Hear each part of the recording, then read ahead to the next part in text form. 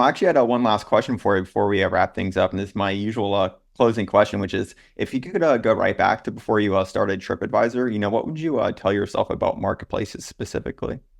I love the concept of marketplaces, especially like something like TripAdvisor, where I would say, uh, I go to sleep at night and I wake up and I made more money and I didn't do anything. It was automatically going.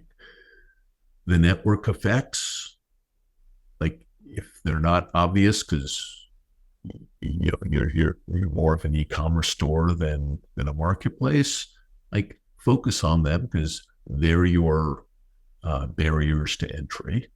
Uh, uh, what would I tell myself about marketplaces?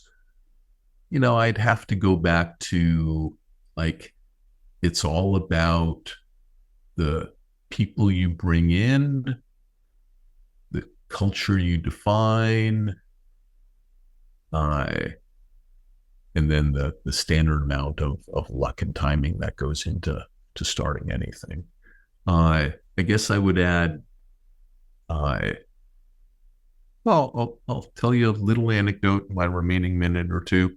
Uh, uh, because it flows directly into advice I would have for every one of you that I've given 1,000 times before. TripAdvisor raised 1.2 million in a seed round, in February of 2000. I By summer of 2000, I hey, we were pretty excited. We're getting ready to launch in the fourth quarter, and we were offered another 2 million because travel was picking up. The times were good, and we didn't have a product yet, so there's no judging of anything. But our investors got more excited about what we were doing, and the risk that I would assemble a terrible team because they invested just in me, or me and one co-founder, was addressed because I had assembled a good team. We'd kept our burn rate low. We were delivering. So some of the VC risk was removed. They offered 2 million at 2x the valuation, which was only 10 million at the time. And I'm like, I don't need the money. Why do I want to take a 20% dilution now? We're going to launch, then we'll get our B2B partners, and then we'll be off to the races. And one of our board members, not a VC, said, Steve, when someone's offering you money, take it. The biggest reason why startups fail is not because they're bad ideas, because they didn't have a good enough money to prove that the idea would work. And then he went through this logic with me. He said, Steve, if the company sold for $100 million, and your share was 30 million, or your share was 30 million less 20%, is that going to change your life?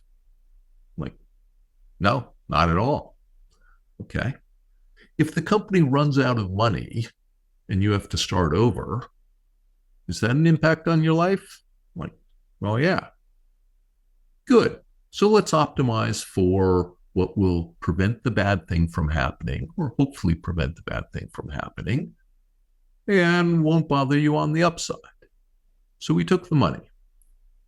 If we hadn't taken the money, we would have run out of TripAdvisor money because nobody would have funded us if we didn't have, at that point in time, 0% chance. Why? Because the business had failed.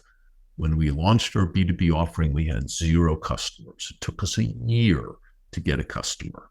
By the way, a year later, when we finally did get a customer, was right around September 11th. Okay, nobody's buying anything in the travel space at that time. So there's 100% certainty we would have died if we didn't take that money. And you ask me, hey, we sold, for a great price. And did I care that it was for 20% less to me? Like, hell no. It was non-zero, which was a great answer. So, uh, of course, you don't want to give away money, but at your stage, number one, raise as much as anyone will give you. Forget the dilution. It doesn't matter. Number two, have in mind what you need to do to get your next round of funding. Presumably, you're not going to be break even at that point. Break even is always the magic number at the startup stage. But presuming you'll need another round, what do you have to prove to the next set of investors? And it's not that I'm saying forget your North Star, but nail what you have to prove. That is the most important thing.